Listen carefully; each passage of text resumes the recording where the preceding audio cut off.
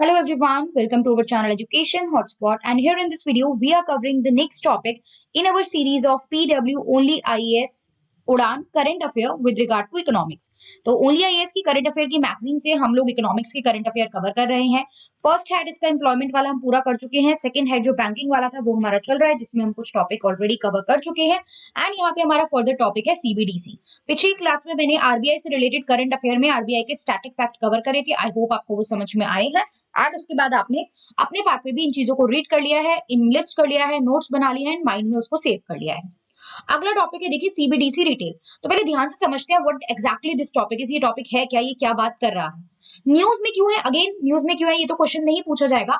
But यहाँ पे CBDC जो है यानी सेंट्रल बैंक की digital currency, central bank digital currency जो है, यहाँ पे आरबीआई ने बोला है, आरबीआई ने प्रपोज किया है कि जो non bank payment system operator है, बैंक्स तो है ही है लेकिन नॉन बैंक जो पेमेंट सिस्टम ऑपरेटर्स हैं वो भी सीबीडीसी वॉलेट्स को क्या करें, सीबीडीसी वॉलेट्स तक उनको भी एक्सेस दिया जाए, ताकि क्या हो, ज्यादा से ज्यादा ट्रांजेक्शन यहाँ पे हम फैसिलिटेट कर पाए। तो सबसे पहले तो हमें समझना है ये सीबीडीसी है क्या। नाम से हमने देखा कि सेंट्रल बैंक की डिजिटल करेंसी है, फुल फॉर्म हमने देखी सेंट्रल बैंक की डिजिटल करेंसी है। देखिए अभी आपकी और मेरे पास करेंसी होती है, you and I have certain currency जिससे हम जाके अपनी ट्रांजेक्शन फैसिलिटेट करते हैं, राइट हम लोग डेली बेसिस पे बहुत सारी चीजें परचेज करते हैं, हम लोग ट्रांजेक्शन फैसिलिटेट करते हैं। तो यहाँ पे उसी चीज के लिए जो हम पॉकेट में मनी लेके चल रहे हैं और उसके थ्रू ट्रांजेक्शन कर रहे हैं, उसी चीज के लिए यहाँ पे इलेक्ट्रॉनिक करेंसी यानी डिजिटल करेंसी की बात आरबीआई ने की, सेंट्रल बैंक ने की। तो ये आरबीआई की एक डिजिटल करेंसी है। और जब आरबीआई की डिजिटल करेंसी है ना, तो ये लीगल टेंडर्ड मनी में काउंट होती है। लीगल टेंडर्ड मनी, मनी जिसको लॉ की बैकिंग मिल रही है, that is acceptable by law. Legal tender money वो होती है जो लॉ एक्सेप्ट कर रहा है, उसको कोई इलीगल नहीं बोल सकता, एक्सेप्टेबल बाय लॉ। तो ये लीगल मनी होती है, लीगल टेंडर मनी, और वी कैन से ये फिएट मनी भी है। फिएट मनी मतलब nobody can refuse this, government के कहने पे, गवर्नमेंट के थ्रू, आरबीआई के थ्रू सर्कुलेशन में आई है। जैसे फॉर एग्जांपल अभी मैं किसी को मार्केट में पेमेंट करने जाऊं और मैं 500 रुपीज का नोट दे रही हूँ, तो क्या कोई मना कर सकता है कि नहीं हम नहीं ले रहे हैं अमाउंट, हम नहीं लेंगे ये अमाउंट? नहीं, क्योंकि वो लीगल टेंडर है, वो फिएट मनी में आता है बाय द आरबीआई। तो इसी तरीके से बस आपने इसका मोड चेंज कर दिया, आपने इसको फिजिकल करेंसी से आपने इलेक्ट्रॉनिक करेंसी की बात कर दी, बाकी सारी चीजें वही हैं। अब हमारे माइंड में क्वेश्चन आएगा, देखिए it just work like crypto currency. Crypto currency properly यहाँ पे हमारे यहाँ लीगल नहीं है, बट क्रिप्टो करेंसी जो ब्लॉक चेन टेक्नोलॉजी फॉलो करती है और यहाँ पे आप वर्चुअल फॉर्म में वॉलेट में मनी जो ट्रांजेक्शन है वो होल्ड करते हो, तो काइंड ऑफ उसी की तरह ये वर्क कर रहा है, but with the proper banking of the government, with the proper banking of the RBI, right. अब आप ये देखते हो जैसे यूपीआई के थ्रू भी तो हम लोग पेमेंट कर सकते हैं। यूपीआई अब लोग, हम लोग पेटीएम वगैरह ये सब यूज कर रहे हैं, तो ट्रांजेक्शन तो वहां पे भी हम लोग करते हैं। तो सीबीडीसी जो ये digital e currency, what is the difference between these two? तो यूपीआई क्या होता है, देखिए यूपीआई फॉर एग्जांपल, मैं एक पर्सन हूं, एक पर्सन है बी, मैंने इस पर्सन को यूपीआई के थ्रू पेमेंट करी, तो यहाँ पे बीच में मेरा बैंक है, इनका बैंक है। उस समय पे हमें पता चल जाएगा ठीक है हमारे अकाउंट से पेमेंट कर गई है, इनके पास चली गई, but it will take time, time लगता है उस अमाउंट को, उस ट्रांजेक्शन को इन बैंक के बीच में सेटल होने में। लेकिन अब यहाँ आरबीआई ने बोला कि यार ये जो इंटरमीडिएटरीज आ रहे हैं ना बीच में, ये यूपीआई जो पेटीएम वगैरह ये ऐप से, इनको हटाओ, सीधा हम ट्रांसफर करेंगे, डायरेक्ट ट्रांसफर की बात करेंगे इंटरमीडियरी को रिमूव करके। मतलब अगर आप ए पर्सन हो, आप बी पर्सन हो, आपके सीधा अकाउंट से, मतलब आपके जो आपने होल्ड कर रखा है सीबीडीसी डिजिटल करेंसी, जैसे कि फॉर एग्जांपल मैंने कुछ परचेज किया, मैंने अपनी पॉकेट से पैसा निकाल के आपको दिया, इसमें कोई और इन्वॉल्व नहीं होता है ना, मेरी पॉकेट से पैसा गया और आपकी पॉकेट में पहुंच गया तुरंत। तो ये वही चीज है, लेकिन बस वो पॉकेट जो है, वो पॉकेट यहाँ पे अब क्या हो जाएगी, डिजिटल हो जाएगी। वो पॉकेट डिजिटल की बात हो रही है यहाँ पे। अच्छा ये ऑलरेडी है, लेकिन यहाँ पे अब उसने बोला कि नॉन बैंक, रिसेंटली क्यों न्यूज में आया है कि नॉन बैंक ट्रांजेक्शन जो है ना उनको भी आप यहाँ पे इंक्रीज करो, नॉन बैंक ट्रांजेक्शन, जो नॉन बैंक पेमेंट प्रोवाइडर है ना उनको भी इंक्रीज करो, ताकि ये डिजिटल करेंसी ज्यादा से ज्यादा लोग जो है वो प्रॉपरली यूज कर पाए। अब ये दो टाइप की होती है, देखिए एक होती है general retail, general retail, general या रिटेल, और एक होती है होलसेल। कोई ऐसा डिफरेंस नहीं है यहाँ पे। जनरल और रिटेल में हम बात करते हैं डे टू डे ट्रांजेक्शन की, डे टू डे बेसिस पे हमें बहुत सारी चीजों के लिए पेमेंट करनी होती है, राइट। तो ये बात करती है डे टू डे ट्रांजेक्शन की, जो भी छोटी मोटी आपको पेमेंट करनी है डे टू डे ट्रांजेक्शन, जिसमें जनरली स्मॉल ट्रांजेक्शन इंक्लूड होती है, वो रिटेल होती है। जब हम होलसेल ई करेंसी की बात करें, होलसेल डिजिटल की बात करें, तो ये होते हैं लार्ज अमाउंट और जनरली इंटर बैंक, जब आपस में दो बैंक एक दूसरे में ट्रांसफर करते हैं ना अमाउंट, तो ये इंटर बैंक ट्रांसफर की भी बात करता है, इंटर बैंक ट्रांसफर की भी बात करता है। तो ये ध्यान रखना है, होलसेल एंड रिटेल, जो डे टू डे और स्मॉल ट्रांजेक्शन की बात हो रही है ट्रांसफर की, दैट इज जनरल और रिटेल, और होलसेल में क्या हो गया, लार्ज अमाउंट जैसे कि इंटर बैंक ट्रांसफर होता है। अब हम देखेंगे कि क्यों जरूरत पड़ी इस टाइप की। अच्छा, इसके लिए टर्म और यूज किया जाता है, सोवरेन करेंसी। अब क्यों मैं छोटे छोटे टर्म पे फोकस कर रही हूँ, बिकॉज समटाइम इनका मीनिंग पूछ लेते हैं और हम कंफ्यूज हो जाते हैं, हमें चीजें पता ही नहीं होती है। तो सोवरेन करेंसी ऐसी करेंसी होती है जो किसी भी कंट्री के सेंट्रल बैंक के थ्रू इशू की जाती है, issue bye central bank of a country.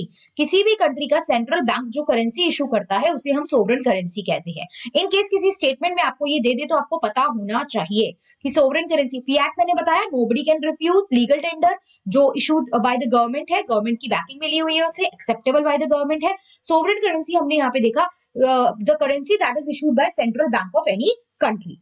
Clear, ये चीज ध्यान रखनी है। अब एक क्वेश्चन आता है कि क्यों, मतलब व्हाई दिस पर्टिकुलर जो भी आप कह रहे हो ये सीबीडीसी डिजिटल करेंसी क्यों लेके आया। तो सबसे पहले तो व्हाई यहाँ पे आप देख रहे हो, इंटरमीडिएरीज हटा रहे हो आप, जो ये यूपीआई वगैरह के थ्रू इंटरमीडिएरीज आ रहे हैं, तो जो टाइम लग रहा था, जो बीच में पेमेंट अटकने का दिक्कत होता था, वो कम हो जाएगा, एफिशिएंट रहेगा। दूसरा, ये पर्टिकुलर डिजिटल करेंसी जो है वो चीपर पड़ेगी। क्यों? क्योंकि आरबीआई नोट छापता है, अगर आप देखो तो आरबीआई जो है ये नोट्स छाप रहा है, तो प्रिंटिंग कॉस्ट भी तो आती है अच्छी खासी आरबीआई की नोट छापने में। और अगर आप वहीं आप डिजिटल की तरफ मूव कर जाओगे तो जितनी वो प्रिंटिंग कॉस्ट आ रही है आरबीआई वो पैसा सेव कर पाएगा, क्योंकि अब डिजिटली पेमेंट हो रही है। इसके अलावा यहाँ पे डिजिटल ट्रांजेक्शन है तो भैया चोरी हो गया, फट गए नोट, खराब हो गए, इस सब टाइप का खतरा बच जाएगा, ये भी एक पॉइंट है। That is why digital currency. वैसे देखो ये पॉइंट मेंस के पर्सपेक्टिव से है, बट क्योंकि हम टॉपिक देख रहे हैं तो हम एक थोड़ा सा ब्रॉडर एनालाइज वाली चीज लेके चल रहे हैं, ताकि ये सारी चीजें भी आपको समझ में आ जाए कि एग्जैक्टली ये है क्या। दूसरा, सिक्योरिटी पॉइंट ऑफ व्यू यहाँ पे है। देखिए, जनरली जब बैंक फ्रॉड करता है ना तो आपको कुछ अमाउंट जो है वो मिलता है, उसके ऊपर आपका पैसा डूब जाता है। लेकिन यहाँ पे क्या बोला जा रहा है, यहाँ पे क्योंकि ये आपका जैसे कैश है, राइट, आपका जो कैश है तो कैश सॉरी, जो कैश है तो जो कैश में पेमेंट होती है वहां पे आपका सिक्योर रखता है आरबीआई। इसी तरीके से यहाँ पे आरबीआई जो है वो क्या करेगा, बैंक फ्रॉड कर भी गया तो भी आपका अमाउंट आपको पूरा मिलेगा, तो यहाँ पे सिक्योर रहता है अमाउंट। प्लस अगर आप कैशलेस करेंसी, मतलब आप डिजिटल की तरफ मूव कर रहे हो, आप कैशलेस करेंसी की बात कर रहे हो, तो कैशलेस करेंसी जो होती है वो एनवायरमेंट फ्रेंडली रहेगी। भाई आप पेपर पे नोट नहीं छाप रहे हो, और पेपर जो है, पेपर एनवायरमेंट को एक तरीके से हार्म कर रहा है यहाँ पे, तो एनवायरमेंट फ्रेंडली रहता है, ये चीज है। इससे डिजिटल इंक्लूजन भी इंक्रीज होगा। अब डिजिटल ट्रांजेक्शन है, ज्यादा से ज्यादा लोगों तक आप इस चीज को पहुंचाने की बात कर रहे हो, तो डिजिटल इंक्लूजन भी यहाँ पे रहता है। इसके अलावा कई बार आप देखते हो सेटलमेंट के टाइम पे अमाउंट अटक जाना और ये सब चीजें होती हैं, सेटलमेंट कॉस्ट वगैरह जो है, तो वो सेटलमेंट का रिस्क भी जो है वो यहाँ पे कम लगता है। So these are the reason जिस वजह से डिजिटल ई करेंसी के लिए आरबीआई जो है वो फोकस कर रहा है, इसको लाने की बात की आरबीआई ने, इसको और बढ़ाने की, प्रमोट करने की, ज्यादा से ज्यादा लोगों तक पहुंचाने की आरबीआई बात कर रहा है। तो जितना यहाँ पे हमने उसमें डिटेल में देख लिया है।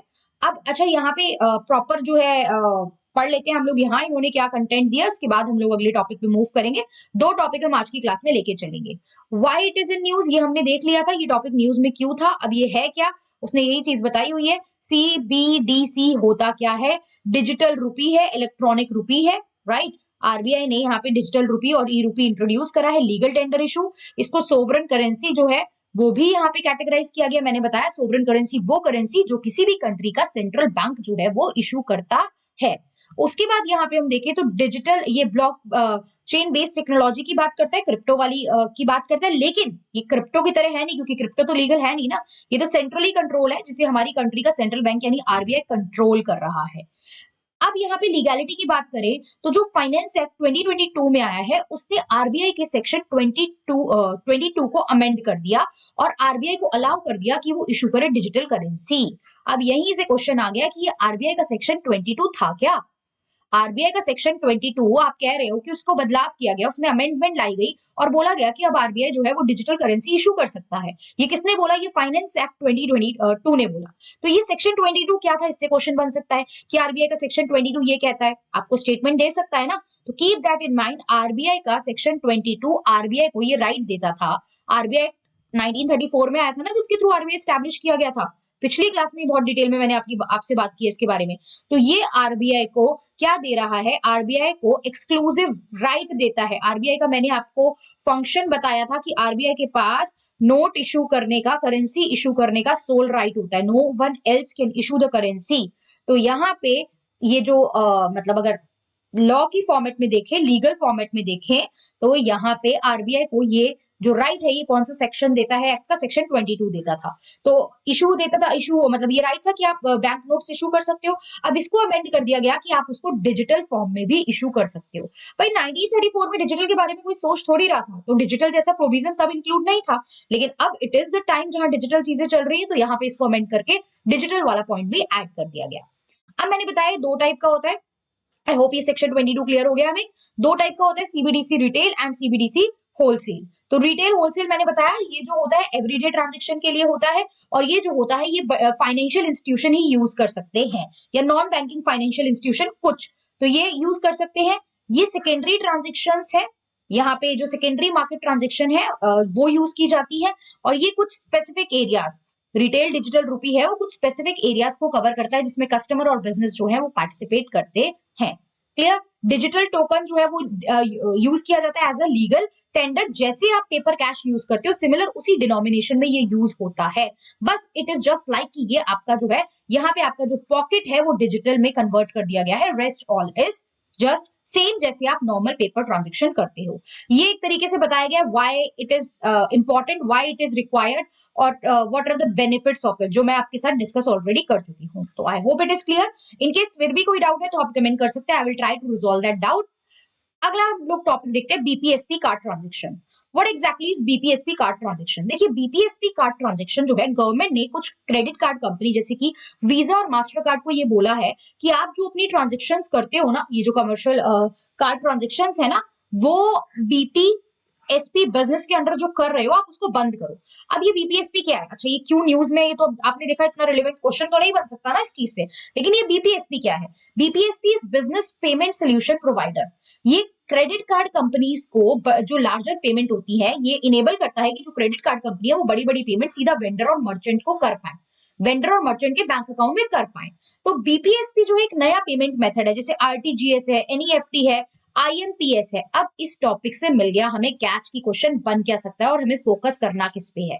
हमें ये फोकस नहीं करना है कि आरबीआई ने बोला है कि आप बंद करो ये ट्रांजेक्शन। हमें फोकस ये करना है कि ये जो पेमेंट के मेथड्स होते हैं, आरटीजीएस, एनईएफटी, आईएमपीएस, और अब आपने एक नया जिक्र करा कि कंपैरेटिवली न्यू है बीपीएसपी, तो ये क्या है? बिजनेस पेमेंट सोल्यूशन प्रोवाइडर हमने देखा, ये आपको देता है, it also offers debtor a credit period of 15 to 45 days. ये याद रख लो, 15 to 45 डेज। लेकिन अब क्वेश्चन आ गया कि एक टर्म है डेटर, क्या होता है? देखिए, डेटर सिंपली होता है जब आपने किसी को उधार में सामान जो है वो बेचा है। जब मैंने किसी को, मैं फॉर एग्जांपल एक वेंडर हूं, मैंने किसी को उधार में सामान बेचा है, तो मेरे पास उस पर्टिकुलर पर्सन से पैसे आएंगे फ्यूचर डेट में। मैंने आज आपको उधार में दे दिया, लेकिन आप मुझे कुछ दिन बाद तो पेमेंट करोगे ना, तो आप मेरे लिए एसेट हो and you will pay that amount to me. आप मुझे वो पैसा दोगे। तो ये डेटर मेरे लिए वो पर्सन है जिससे मुझे पैसा लेना है, जिससे मैंने उधार में सामान बेचा हुआ है, राइट? तो क्रेडिट पीरियड 15 to 45 डेज का देता है, ये हमने देखा। उसके बाद यहाँ पे overseen and authorised by RBI है under payment aggregate and payment gateway guideline. ये तो बेसिक सी बात थी, आपने देख लिया। 15 to 45 डेज डेटर को टाइम पीरियड देता है, नया पेमेंट मेथड है, ट्रांसफर, पेमेंट ट्रांसफर जो होती है वेंडर्स एंड मर्चेंट्स के लिए, ये उसको इनेबल करके चलता है। अब आ गए हमारे मेन क्वेश्चन। देखिए, यहाँ पे तीनों चीजें बताई हैं, बट यहाँ पे मैं एक आईएमपीएस भी ले लेती हूँ, राइट? अब यहाँ पे देखो, बीपीएसपी की बात की जाए, जो भी हम ऊपर देख के आए हैं, यहाँ पे इमीडिएटली पेमेंट ट्रांसफर हो जाती है। बिजनेस जो है वो ट्रेड कर सकते हैं और सप्लायर्स को पे कर सकते हैं कम फी में। यहाँ पे आप एक्सेप्ट कर सकते हो क्रेडिट, मतलब no need of mechanism to accept credit payment, कोई प्रॉपर मैकेनिज्म की जरूरत नहीं है। ये कॉर्पोरेट क्रेडिट कार्ड प्लेयर को अलाउ करती है कि आप बड़ी बड़ी पेमेंट जो है वो सीधा वेंडर और मर्चेंट के बैंक अकाउंट में कर सकते हो। मतलब जिनसे आपने डायरेक्टली सामान खरीदा है, आपको उनको पे करना है, तो डायरेक्टली उनके अकाउंट में कर दो। क्लियर? ये तो बीपीएसपी है जो एक नया मेथड है। उसके अलावा हमारे पास एग्जिस्ट करता है आरटीजीएस, एनईएफटी एंड आईएमपीएस। इनके बारे में देखते हैं। देखिए आरटीजीएस की जब हम बात करते हैं तो it is real time gross settlement.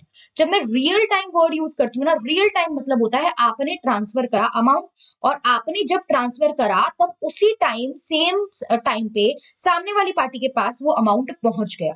Same time, ऐसा नहीं है कि डिले हो रहा है, टाइम लग रहा है, आपने आज करा तो 2 घंटे बाद जाएगा या कल जाएगा, ये नहीं होता। मैं थोड़ा शॉर्ट में इनके डिफरेंस आपको बताती हूँ। एक तो फुल फॉर्म देख लो, देखिए रियल टाइम ग्रॉस सेटलमेंट, दूसरा हो गया national electronic fund transfer, and IMPS का होता है इमीडिएट पेमेंट सर्विस। इमीडिएट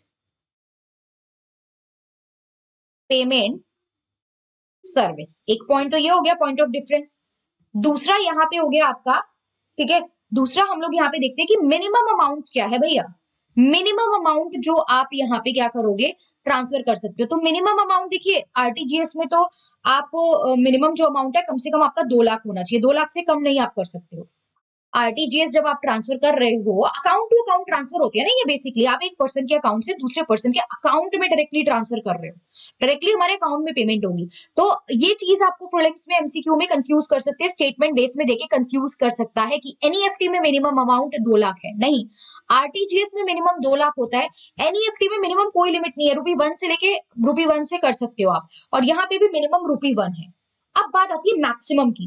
तो मैक्सिमम अगर मैं एनईएफटी में देखूं तो कोई लिमिट नहीं है भाई, कितना भी करो, ₹1 मतलब कहीं तक भी आप अमाउंट ले जाओ, तो ये याद रख लो। एनईएफटी में कोई लिमिट ही नहीं है, मिनिमम टू मैक्सिमम कोई लिमिट नहीं है।